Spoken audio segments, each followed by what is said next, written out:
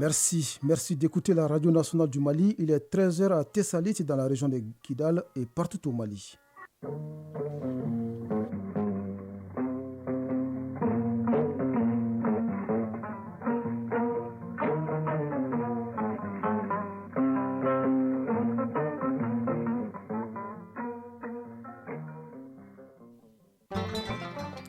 Mesdames et messieurs, bonjour et bienvenue dans cette deuxième édition de Mali Actualité au micro Brahma Traoré, les titres.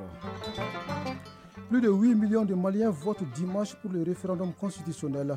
Pour permettre à nos concitoyens de retirer leur carte d'électeur, le gouvernement décrète ce jeudi journée citoyenne.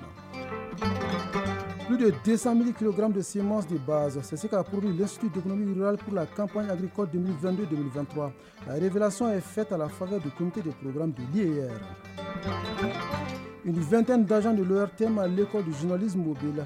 Une nouvelle technique de collecte et de traitement de l'information sans utiliser les équipements lourds. Au Tchad, le président de la transition met à la retraite une cinquantaine de généraux. Il bénéficie de 14 mois de solde indiciaire et de plus de 6 mois de prime de départ. Sport football, le Mali affronte dimanche le Congo comptant pour les éliminatoires de la CAN Côte d'Ivoire 2023. Déjà hier, certaines rencontres ont eu lieu. La leçon du sport ce jeudi s'intéresse aux interdits dans la lutte traditionnelle. C'est tout pour les titres. Élection référendaire du 18 juin 2023, jour J-3. Oui, référendum constitutionnel, jour J-3 pour le référendum constitutionnel du 18 juin prochain. Ils seront plus de 8 millions de Maliens à s'y rendre aux urnes pour approuver ou non le projet de constitution. Pour permettre à nos compatriotes d'aller retirer leur carte d'électeur, le gouvernement a décrété ce jeudi journée citoyenne. Nous y reviendrons dans nos prochaines éditions. En attendant, un mot de coopération. Depuis 4 ans, la coopération suisse met en œuvre un projet de conservation et de restauration des ressources naturelles au Mali. Le projet intervient surtout dans les cercles de Kolokani, où certaines initiatives ont fortement contribué à une prise de conscience collective face à la dégradation de nos ressources naturelles. Il s'agit notamment de la mise en place des comités locaux de l'eau. Le responsable du projet au Caritas Mali, Ron Delmoge, est allé faire le point des activités réalisées au Premier ministre Dr Choguel Kokala Maïga. Je vous propose de l'écouter à sa sortie d'audience au micro de Alousseni Touré de la presse de la primature.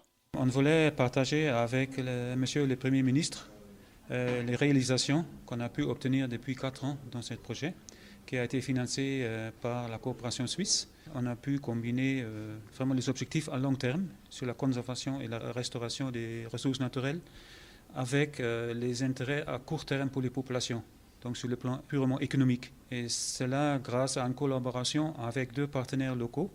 Un partenaire dans le domaine de conservation et la protection de la nature, qui est AMPEF, Association malienne pour la protection de la nature, et l'autre partenaire dans le cadre de développement économique, qui est notre partenaire Caritas Bamako. Je crois qu'on a cette obligation envers les populations qui comptent beaucoup sur les projets dans la zone, bien que, à mon avis, après 4 ans, on a réalisé pas mal de résultats. Il y a surtout cet espoir qu'il y a une continuation de certaines activités, notamment dans le cadre des comités locaux de l'eau qu'on a mis en place et où les populations ont un rôle très important à jouer. Le Premier ministre nous a conseillé de contacter directement les ministères. Il y a des fonds disponibles au Mali. Souvent, il faut passer par un ministère de tutelle pour accéder à ces fonds. Et il nous a recommandé d'écrire directement au niveau du ministère pour inciter cette collaboration entre les ONG, notamment Caritas Suisse au Mali et les ONG locaux, AMPEF et Caritas Bamako. Et on pense au ministère de l'Environnement, le ministère de Développement rural ou bien encore le ministère de l'Énergie et de l'eau. Oui, de l'eau, on en parle toujours, sans laquelle les activités agricoles deviennent impossibles. Et pour réussir une campagne agricole, les semences restent un facteur clé, semences de bonne qualité bien sûr. À Sikasso, plus de 2 tonnes de semences ont été distribuées aux membres de 10 coopératives de producteurs de la commune de Niena, sur un total de 35 000 tonnes que le projet de développement intégré du secteur sémencier au Sahel entend mettre gratuitement à la disposition de 3 000 producteurs du pays. Le reste nous est raconté par Moustapha Doumbouya depuis la Cité Verte. Cette distribution de kits de semences certifiés s'inscrit dans le cadre du projet de développement intégré du secteur sémencier au Sahel, un projet de 4 ans démarré en 2020, financé par l'ambassade royale des Pays-Bas. Il est mis en œuvre par un consortium dont Sasakawa Africa Association qui assure le volet renforcement de l'approvisionnement national en semences de haute qualité. Dr Hamado Tapsoba, directeur pays de Sasakawa Africa Association. Le projet ISSD Sahel s'inscrit en entière droite ligne avec la stratégie de Sasakawa qui se résume en 3 principaux piliers que sont l'agriculture régénératrice, l'agriculture orientée marché et l'agriculture sensible à la nutrition. Le départ de tout cela, c'est la sémence, c'est la variété et la bonne sémence de cette variété. La distribution concerne 2500 kg de semences de maïs, de sorgho, de mil et de riz destinés à 220 producteurs, dont 70 femmes. Ces producteurs sont répartis entre 10 coopératives de 10 villages de la commune de Niena. Lassina Diallo, porte-parole des bénéficiaires.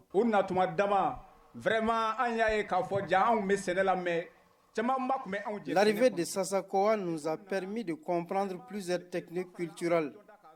Nous savons aujourd'hui que la sémence occupe une grande place dans la production. Nous avons pratiqué et nous témoignons les avantages de l'utilisation de la bonne sémence.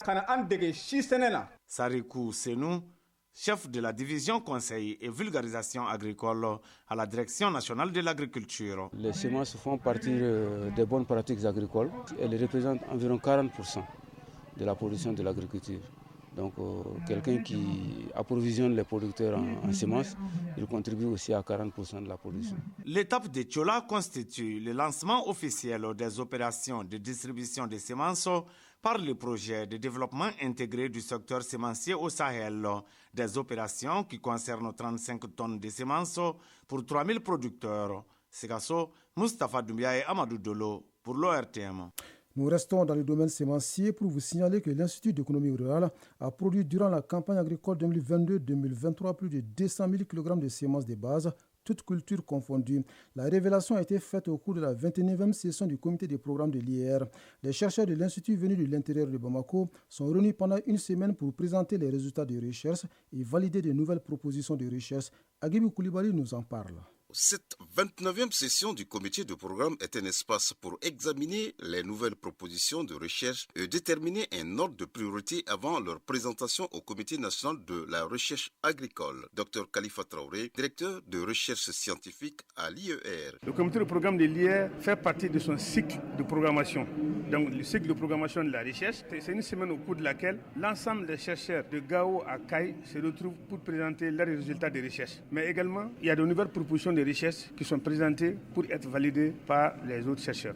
Occasion pour les participants à cette session de passer en revue les rapports sur les productions végétales, animales, forestières et halieutiques et les systèmes de production, de gestion des ressources naturelles, l'économie des filières et le machinisme agricole. Dr Modibo Silla, directeur général de l'IER. L'IER a produit durant la campagne 2022-2023 pour toutes cultures confondues 3 461 kg de semences de pré-base contre 22 630 kg en 2021, 295 755 kg de semences de base contre 135 125 kg en 2021, 12 004 kg de semences certifiées contre 103 557 kg en 2021, ainsi que l'inscription de 20 variétés au catalogue national. L'IER a mis à la disposition des femmes rurales, à travers le ministère du Développement rural, 2150 kg de semences améliorées de mil, de niébé, de sésame, de fonio, de maïs, de riz et de sorgho. L'IER a formé 15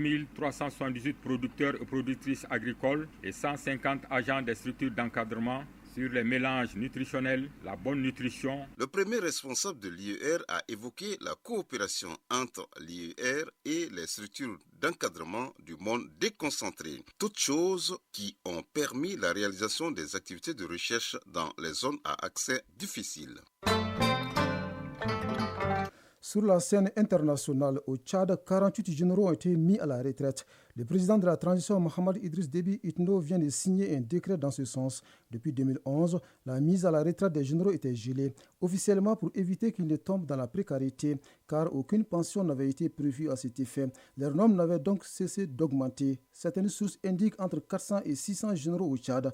Le décret présidentiel prévoit pour tout général qui part à la retraite 14 mois de solde indiciaire, plus de 6 mois de prime de départ et 3 mois de congé retour.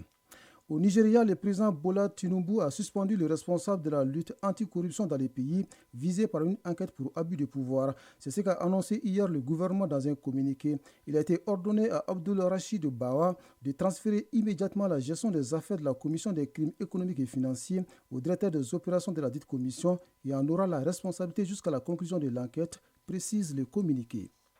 Le président algérien Abdelmadjid Tebboune a entamé mardi une visite d'État de 3 jours en Russie à l'invitation de son homologue Vladimir Poutine. Cette visite s'inscrit dans le cadre du renforcement de la coopération entre les deux pays selon un communiqué de la présidence algérienne. Le président algérien participera également aux travaux du Forum économique international à Saint-Pétersbourg. Les deux chefs d'État doivent se rencontrer ce jeudi. Une délégation diplomatique du continent africain devrait arriver demain à Kiev, la capitale ukrainienne, pour rencontrer le président Volodymyr Zelensky. Après l'étape de Kiev, elle se rendra samedi à Saint-Pétersbourg pour échanger avec le président russe Vladimir Poutine. Finalement, ce sont 4 chefs d'État sur 7 annoncés qui s'engagent dans cette tentative de médiation. Le président chinois Xi Jinping propose une conférence internationale sur le conflit israélo-palestinien. Cette annonce a été faite hier à la suite de sa rencontre avec le président de l'autorité palestinienne Mahmoud Abbas à Pékin.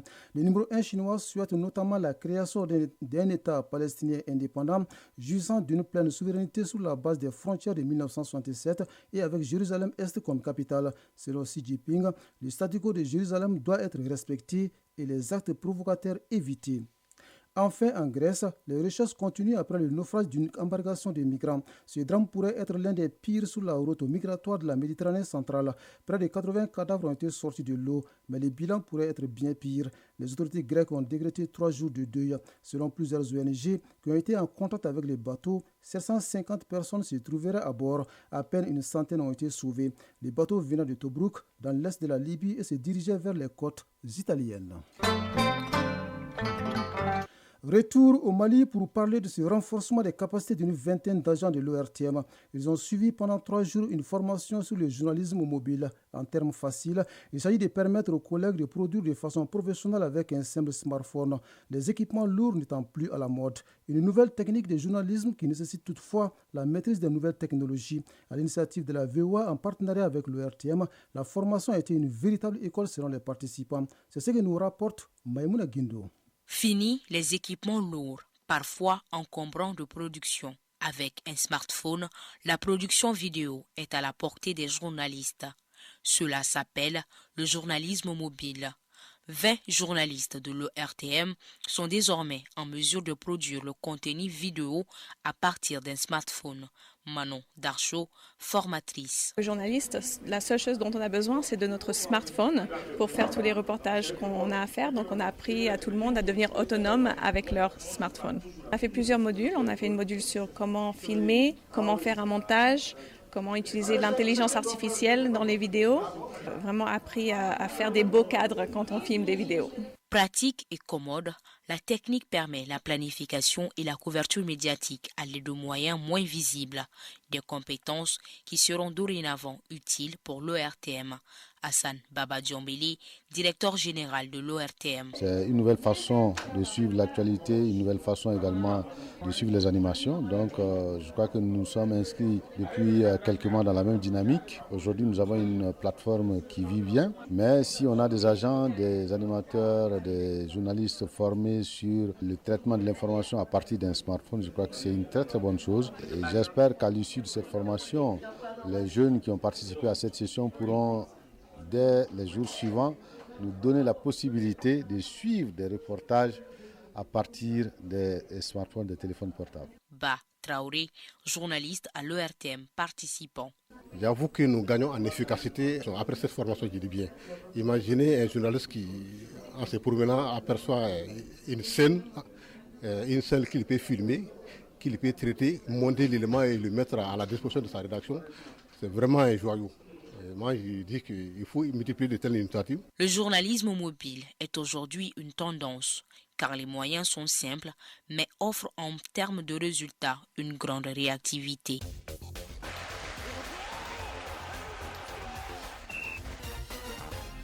Sport football, le Mali joue dimanche contre le Congo dans le cadre de la 5e journée des éliminatoires de la Coupe d'Afrique des Nations Côte d'Ivoire 2023.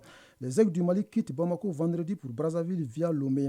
Déjà hier, il y avait 2 matchs au programme. Au menu également, la leçon du sport qui porte sur les interdits dans la lutte traditionnelle.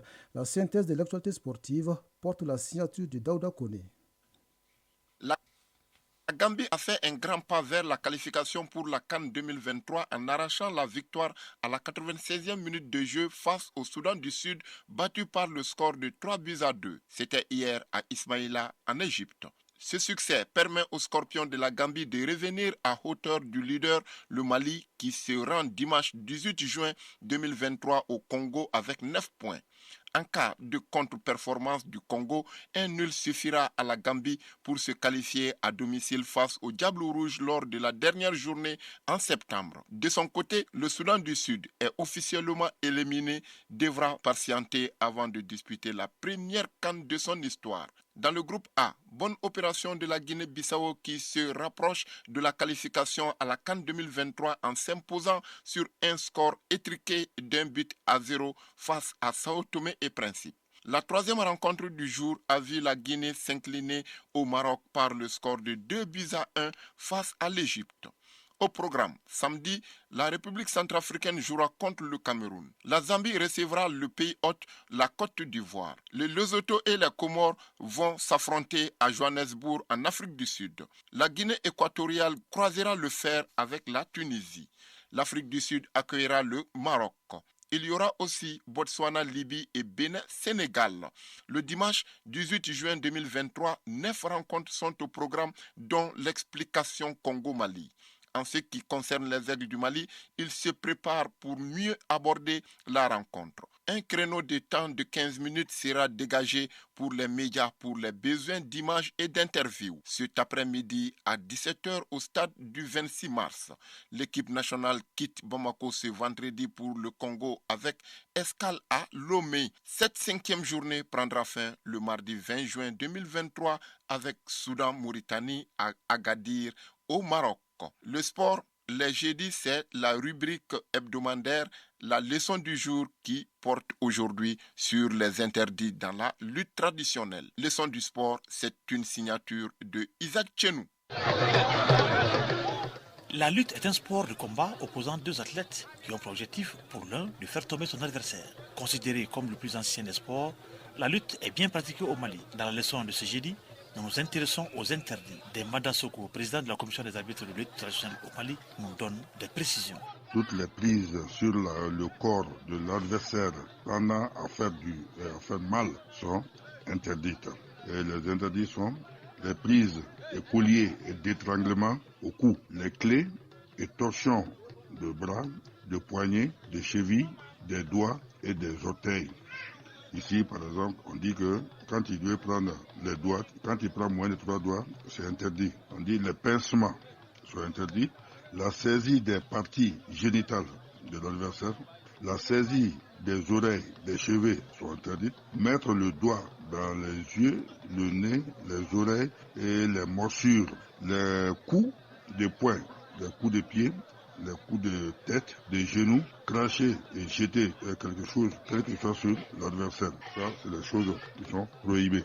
Il est formellement interdit d'interrompre volontairement le combat, sauf coup de sifflet de l'arbitre, de sortir délibérément de l'aire de combat. Des interdits qui entraînent évidemment des sanctions qui peuvent conduire à une défaite.